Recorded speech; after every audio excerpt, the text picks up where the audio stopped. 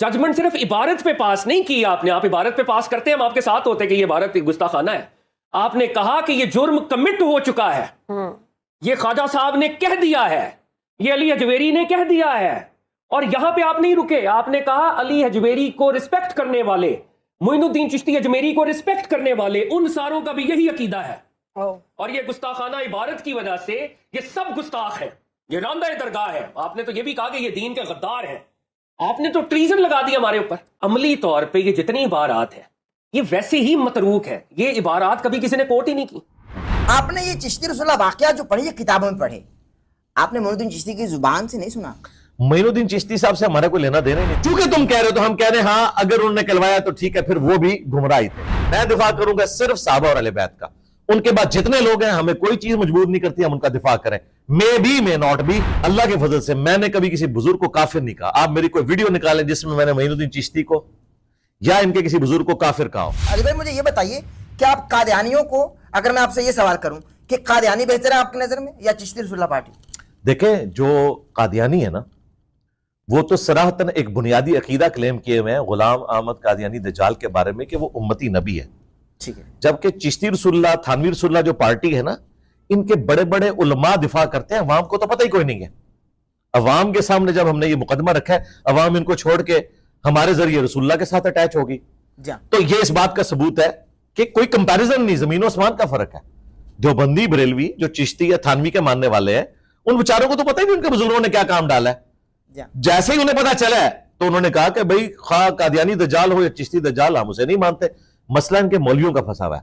لہٰذا دیوبندی بریلوی ظاہر ہے کروڑ گنا بہتر ہے ان سے. سبحان اللہ, بہترین. لیکن بریلی شریف میں ابھی تک کوئی چشتی رسول اللہ کلمہ پڑھنے والا نہیں ملتا ہم کو.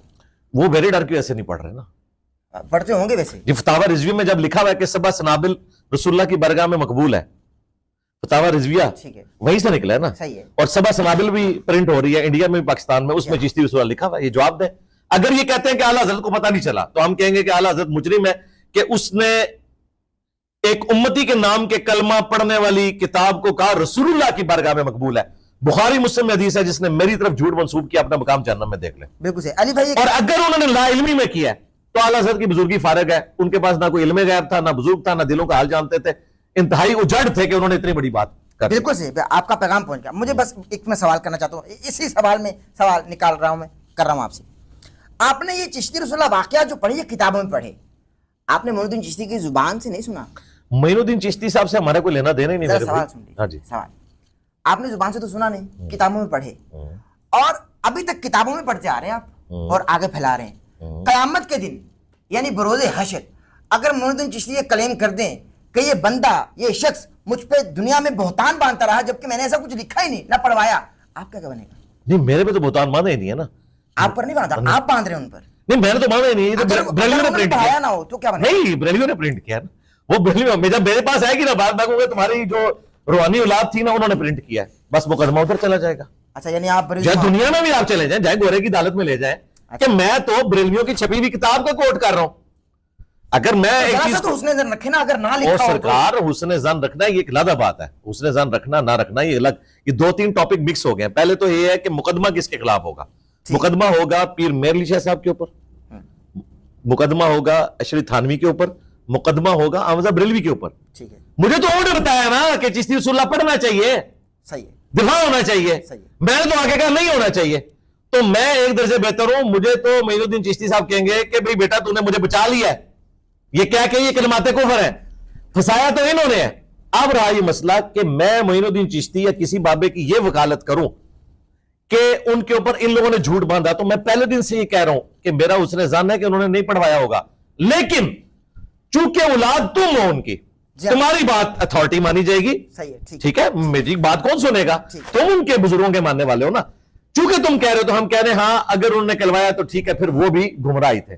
اور یہ بات کرنا کوئی گستاخی نہیں. مسلم شریف یہاں رکھی ہوئی ہے, اس کا مقدمہ کھولیں. مولا علی کی شہادت کے بعد حضرت ابن عباس نے مولا علی کے کچھ فتوے منگوائے. ٹھیک ہے, وہ پڑھتے جاتے تھے اور کہتے تھے اللہ کی قسم علی نے یہ نہیں فیصلہ لکھا ہوگا, اللہ کی قسم یہ علی کا فیصلہ نہیں ہو سکتا. فیصلے مولا علی کے ہی تھے.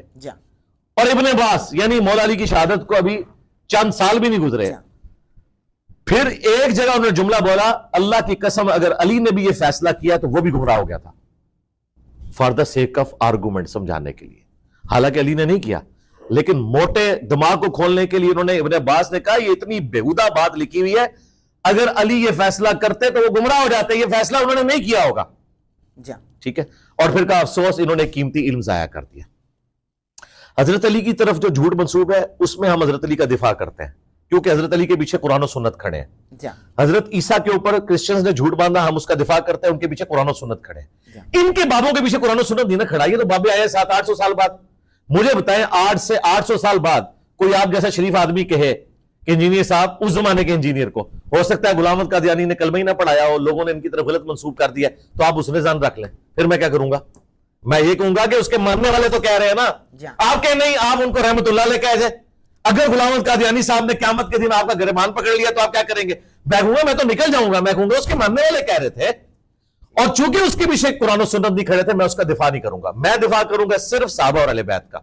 उनके बाद जितने लोग हैं, हमें कोई चीज मजबूर नहीं करती, हम उनका दिफा करें, may be may not be, ठीक है, दोनों तरफ। हाँ, अल्लाह के फजल से मैंने कभी किसी बुजुर्ग को काफिर नहीं कहा। आप मेरी कोई वीडियो निकालें जिसमें मैंने मोइनुद्दीन चिश्ती को या इनके किसी बुजुर्ग को काफिर कहा हो, मैंने नहीं कभी कहा। मैंने कहा उनकी इबारतें कुफरिया हैं, ये अकीदे कुफरिया हैं, उनका मामला अल्लाह के सुपुर्द। ये कहते हैं नहीं, तुम इनका दिफा भी करो, बुजुर्गों का भी दिफा करो। भाई क्यों? मैंने तो कलमा उसका पढ़ा जिसकी कब्र मदीने में। ठीक है, बिल्कुल सही, बिल्कुल। अली भाई माशाल्लाह दावत का बेहतरीन काम करते हैं आप, और आपका ये भी बात क्लिप्स में कहना है कि भाई मुझसे पहले नौजवान भी गुमराह थे, ज़ाहिर बाबों के पुजारी थे भाई, कब्र चाटू थे, आपका ये कहना है। तो आप मुझे ये बताइए, आपकी अकेडमी में कितने नौजवान ऐसे आते हैं या ऐसे आ चुके हैं जिनको आपने कलमा ठीक से पढ़ाया हो? वो पहले चिश्ती रसूलुल्लाह कलमा पढ़ते थे, क्योंकि पहले तो गुमराह थे आपके मुताबिक। कितने ऐसे काफिर नौजवान आपकी खिदमत में, आपकी अकेडमी में हाजिर हुए जिनको आपने ठीक और सही कलमा पढ़ाया हो? देखिए, सच्ची बात तो यह है कि मेरी अकेडमी में कोई एक बंदा भी ऐसा नहीं आया जो चिश्ती रसूलुल्लाह या थानवी रसूलुल्लाह पढ़ता हो। अलबत्ता मेरी अकेडमी में हजारों लोग ऐसे आ चुके हैं जिन्हें यह पता था कि थानवी रसूलुल्लाह किताबों में मौजूद है, और वो ये मानते थे कि देवबंदी काफिर हैं इसकी वजह से, यानी कि बरेलवी। तो मैंने उनको बताया कि इस जुर्म का खुरा आपके घर निकल आया, ये चिश्ती रसूलुल्लाह भी है। तो उसका एंड रिजल्ट ये हुआ कि उन्होंने बरेलवियत भी छोड़ दी।